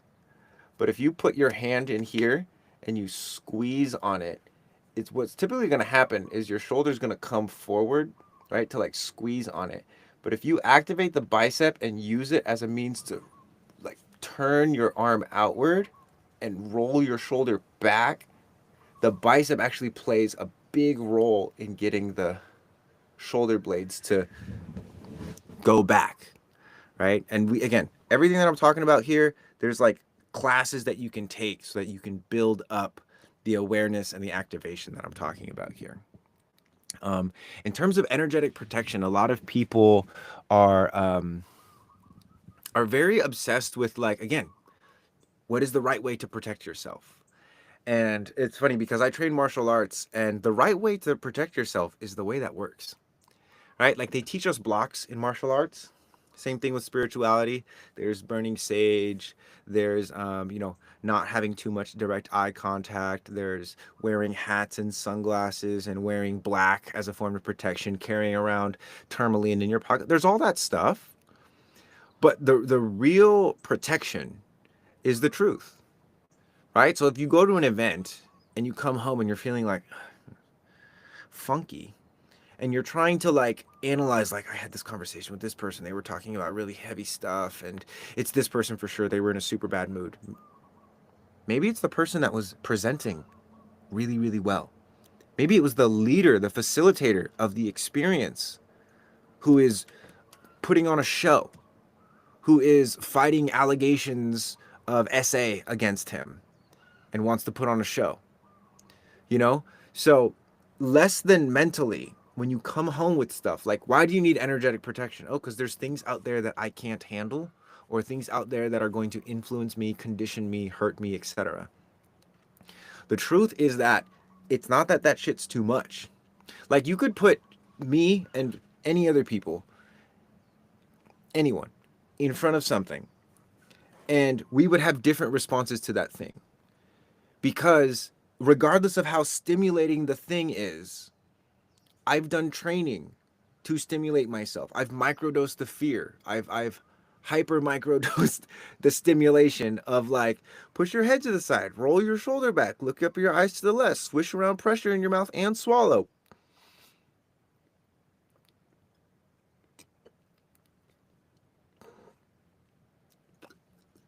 You guys don't remember this one? That's like first grade shit.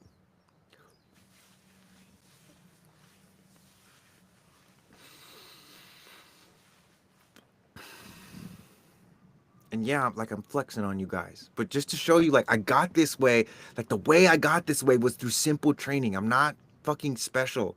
I'm just, I'm just interested in this shit, and I would wager that if you're here and if you've been here for any amount of time, you're interested in this as well. You're not interested in this body graph. You're interested in what this body graph can do for you as a human being and in your own life. And then once you get there, then you can start to like explore this.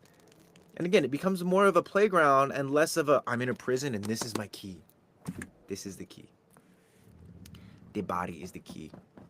Makes me feel like our bodies are robots. Also was reminded me of Naruto, how they have the character with a mouth in the palm. Yes. Yes, exactly, dude. And I love anime, by the way. So, Joel, thanks for bringing that in. So many, like, especially animes that have, like, energy systems, like Naruto has chakra, JoJo's Bizarre Adventure has Hamon, which is linked to the breath. Like, all of this stuff is, like, right in our face, but they glamorize it so much that it's like, like, for instance, Tony Stark, right? Arguably like one of the main Marvel superheroes. All the kids love him. They don't even know his superpower. Who knows Tony Stark's superpower, by the way? Type it in the chat. Give it away. Human Experience Band. Oh, I love them actually. The song is I Like You. That's a great. I'll definitely have that one. Listen. Don't worry, be happy. I love that song. These are for protection. I love that. Yeah, music is great protection. I am anime. Dragon Ball Forever. Yep. Super Saiyan, right? His text art period got it from his papa. Did he talk about protection? I was kind of talking about it. His mind, he's a genius. Reno, and you got it. Yep.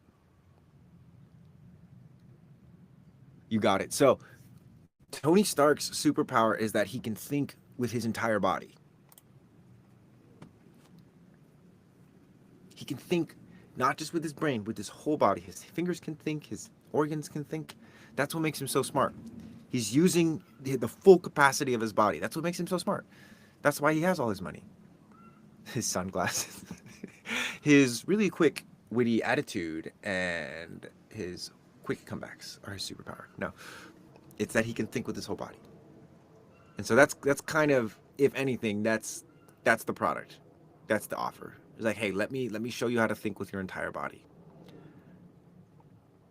He's a smartass. Yeah, his smartassness is totally a superpower.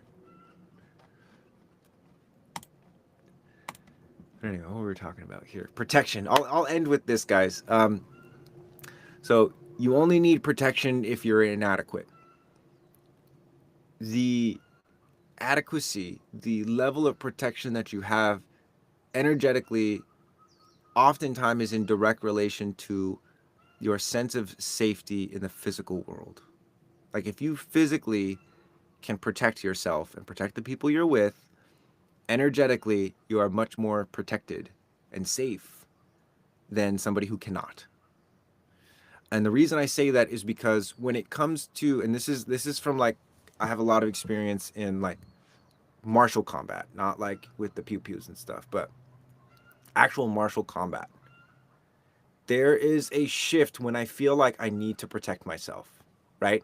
When I don't feel safe, that's when I need to protect myself. That's when my eyes go from being like, oh, to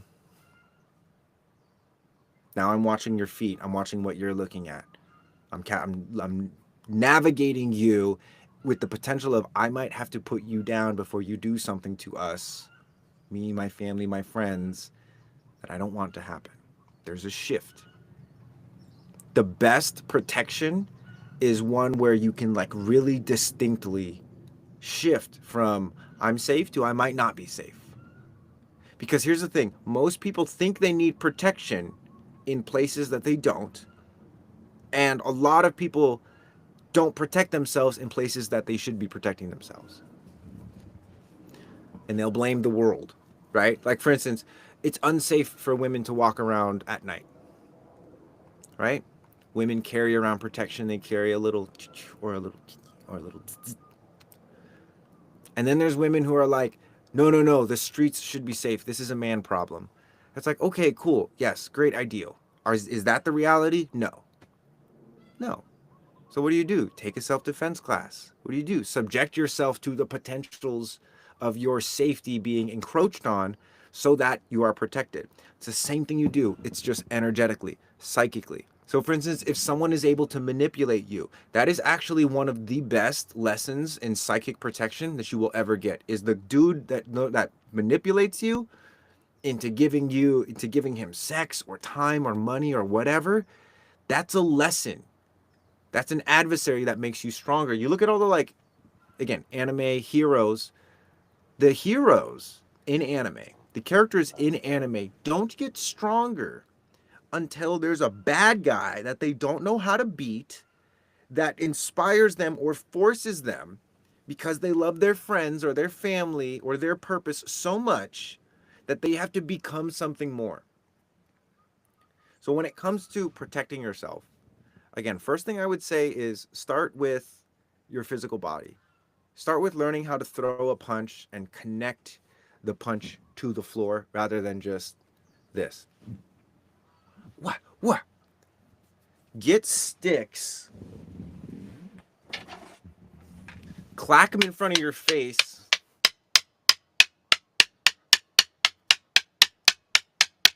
and don't blink. Right? Subject yourself to the thing that you are afraid of or that you feel like you need to protect yourself from, and discover for yourself what is actually dangerous about that thing and what is not. Because most people, again, they convolute fear and danger. Fear is important. Danger, not all fear is danger. And there's not always fear when there is danger. Like when something is dangerous and it's going on, I've done enough putting myself in danger to recognize when it's like, oh, maybe I can't beat this. Maybe it's better to run away. So anyway, that's my rant on protection. I have my butt. I don't know, buddy. Can you pull it up your throat and shoot it out your mouth like a bullet if you need to? Bro, I still didn't finish your 10-minute video. Dude, do it. Do it. If you can do that with a plug in there, bro, that's that's funny. Yeah, they battle a big Godzilla on wheels, master manipulating technology and financial abuse, as well as domestic violence in America, are at a scary level past the 16 years escalating. Yeah, and so that's the thing. Is like, we live in a crazy society right now. Antagonists all around the corner, but the biggest antagonist that we all have to face, and it's the first boss that we have to face, is ourselves. The first boss that you have to face is yourself. Okay, but this is overstimulating me. Well, you're either going to build a body that can handle more stimulation, or you're going to run away from things that feel overstimulating, which isn't, no shame in that. The butt plug is the only thing. All right, we're having too much fun over here. It's about time for me to leave anyway. I was going to say that last thing about protection. When it comes to energetic protection, the best form of protection is the one that works, right? And if you can prepare for something by microdosing your exposure to it in a safe way, you can become more tolerant and more resilient. The ultimate protection is the truth. Do you need to protect yourself? Are you actually safe? Yeah, this is all taking a turn I didn't expect. Yeah, you can thank admin light skin Latino. Yeah, when it comes to protection, there are a lot of, again, data points that people have used. I know people that are like, oh, ever since I got this rose quartz, or black tourmaline, or this necklace, like, I just don't, like, I feel so much safer moving around. And I'm like, cool, what changed? Oh, I just got this necklace and I started being more mindful. I'm like, oh, so you started being more mindful. No, no, it's the necklace. And it's like, well, cool.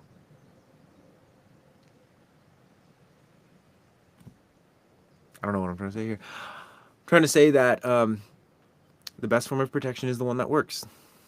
And that if someone is able to get around your guard, like in martial arts, when someone is able to like punch me in the face because my hand is down, what's the best form of protection there? Probably not having my hand down. Yeah.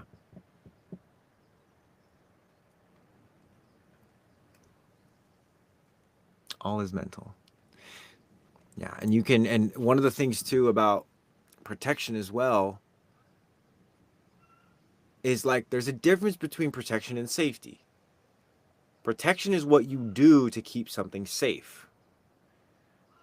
And the more safe you feel, like truly safe, not like, oh, I have my friend here, they're gonna protect me. Although that does help. But what happens if your friend gets downed? Now you're taking care of yourself. So again, it always does come back to your physical capacity. And the brain will prioritize comfort over capacity and capability every time. That's why we have to do these exercises to make sure that our capacity actually increases. Like if people are more bold than ever, does it mean they're safer? No. It means they're further away from the consequences. Like this admin light skinned Latino guy. Am I a monk? No, not a monk. But it's like I can't really reach him. Tracy can't really reach him. He might be behaving differently if people could actually reach him. If the consequence of his actions and his words were closer to him, they might they might behave differently. But they're not. Does that mean he's safe? I don't know. I don't know if he's like this in real life. I know. I'm sorry it's getting deep. Is it overstimulating? Just pull the butt plug up deeper. Sorry, I'm just scrolling through. What are we talking about? Uncle Panda, we're kind of like spinning out right now, honestly. Um, I was talking about protection, energetic protection, like psychic protection. But then we got I don't know, he's not really a troll, but we got a light skinned Latino in here with a chocolate plug from Dubai somewhere. Thanks, Uncle Panda. Appreciate you. Um, so I had my son watch your 10-minute boredom video with me, and now he meditates with me. No way, Maddie, let's go. How old is your son? That, by the way, for me, like dude, that really makes me happy. I remember being like probably like 6 or 7 years old and being like in the back room during a party, and I was feeling really sad, and I didn't talk to anyone, but I just like disappeared, and I was like kind of meditating, but really just feeling sad for myself. And all I really wanted was for someone to just come sit and be with me. And like that's one of the earliest memories I have of like feeling lonely and wanting someone to just be with me. Um, and now as an adult, whenever I have that feeling, I like sit and I be with myself. So thank you for sharing that with your son. As a mom, especially too, like that's awesome. Uncle Panda, yeah, you don't got to be sorry. You didn't do it to me, and I did it to myself. And ultimately, like it's something that like really, because someone wasn't there for me, I've learned how to show up for myself in that way. So it's great. It's really it's important. And for those of you that do feel that way, um, that you feel alone or you want someone to come be with you, like invitation to like, even though I'm just someone that you met on the internet, like I don't feel unsafe if you call upon my presence as a friend, not as like you're the god guide Marco, you're my guardian angel, you're gonna save me. Just as like a friend. If you like need a friend, feel free to call in my presence. I have enough. I'm not how you say, some people are very like, what's the term, inflated around that. But anyway, like if you need a friend energetically, you can call on me. And just what am I going to be doing? I'm just going to be sitting peaceful next to you, smelling, swallowing, and breathing. So anyway, Anyway, thank you. I forget your name, Madeline. Yeah, you said he was 12. What was it? 12 and has ADHD. Amazing. That ADHD, if you cultivate it right, Mad, is like can be such a superpower. It can be like such a gift to the world. ADHD is another way for them to classify children that aren't falling for the bullshit education liberal arts system that is in place. So just be aware of that. That's my hot take on ADHD. Um, and it's a way for them not to improve the education system because the education system is more about enslavement and GDP and military power than it is about actual education. Um,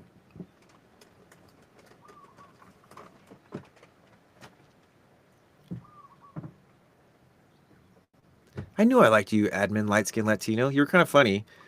You can handle a good roasting, I think. Anyway, yeah, I do produce music. That's a Zoom L12. That's a nice microphone. I got some guitars here. I love making music. Yeah, it's all energy. Right on.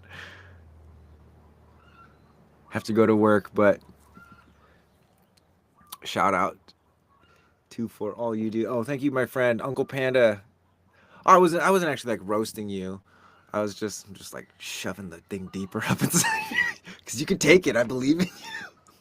What's the bird calling outside? Might be the Mina bird. Hmm.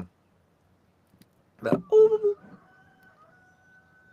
that one was a rooster for sure. A lot of those calls are chickens. Um, but yeah, autistic and Asperger's, all that 100% facts. Yes. Yep.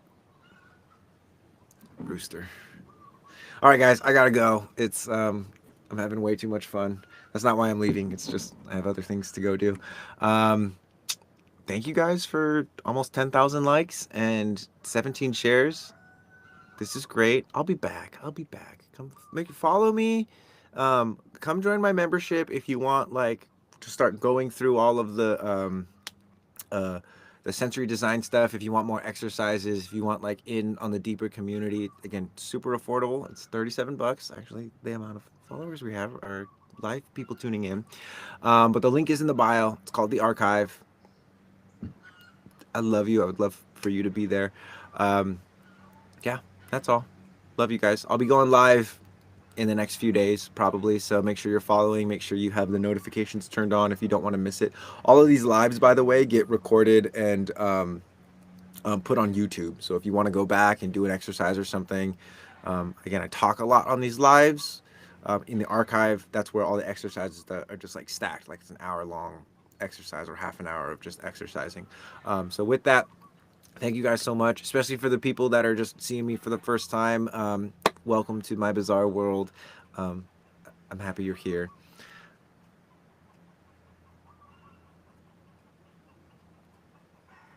Much love, guys. Peace. Look, I was like pretending I was frozen. Did you guys see that? Ah, just kidding. All right, bye, guys.